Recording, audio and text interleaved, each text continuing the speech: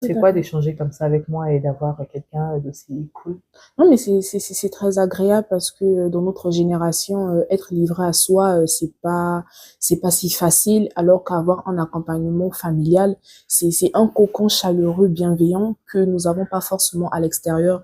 Et avoir ce genre d'échange, c'est quelque chose de très apaisant et que ça nous empêche d'être une proie facile à l'extérieur. Et quand on arrive à gérer nos émotions, nos difficultés chez nous, bah, c'est plus agréable. Et avoir ces personnes, qui nous motive de jour comme de nuit dans nos échecs, dans nos réussites, ça peut que être agréable. Voilà. En tout cas, je suis contente, je suis honorée de savoir que nos échanges sont constructifs et que ça participe à lui créer une base. Et la conversation ne va pas forcément tourner autour de moi. Aujourd'hui, on va plutôt interviewer Paul. Bon, ça va plutôt être un échange entre elle et moi et je voulais vous faire participer à ces échanges, ce qui pourrait aussi peut-être vous servir et vous enrichir aussi dans vos relations avec vos enfants. Aujourd'hui, c'est vrai qu'en tant que les relations adultes-enfants ne sont pas toujours évidentes, on a certains parents qui sont plutôt pour l'éducation sévère où le parent c'est le parent, l'enfant c'est l'enfant, il n'y a pas de communication entre eux à part d'une communication réglementaire qui est donc l'enfant doit obéir, respecter ce que les parents disent et l'enfant doit craindre ou avoir peur, peur du parent parce qu'effectivement c'est l'autorité. Mais c'est pas, moi je pense que c'est pas parce que un parent est autoritaire que un enfant le craint ou le respecte. Ouais.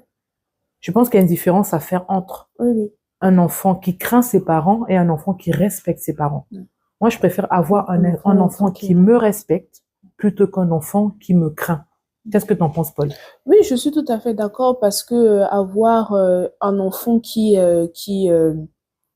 a peur de son parent et un enfant qui respecte son parent, c'est très bien, c'est très différent parce que avec le respect, on sait qu'on a certaines limites, en fait, on sait qu'on peut dire certaines choses avec beaucoup de respect, beaucoup de bienveillance, beaucoup d'amour vis-à-vis de son parent et aussi le parent vis-à-vis de son enfant. Mais alors que lorsqu'il y a la crainte, il y a la peur et tout, il y a des choses même qu'on a tellement envie d'en parler à un parent, mais qu'on se dit, on sait déjà comment on va nous répondre, on sait déjà comment le parent il va réagir et au final, ça reste quelque chose qui nous bloque et que il y a beaucoup d'enfants qui arrivent par exemple à faire des bêtises et on se dit mais ma fille elle est sage et tout, ma fille elle est calme et tout, mais comment elle a pu arriver à faire ce genre ce genre d'acte en fait? Mais au final c'est parce que le parent n'a pas su en fait mettre l'enfant dans un conditionnement ou dans une atmosphère de calme, de sécurité, de confiance et tout, que l'enfant il préfère se livrer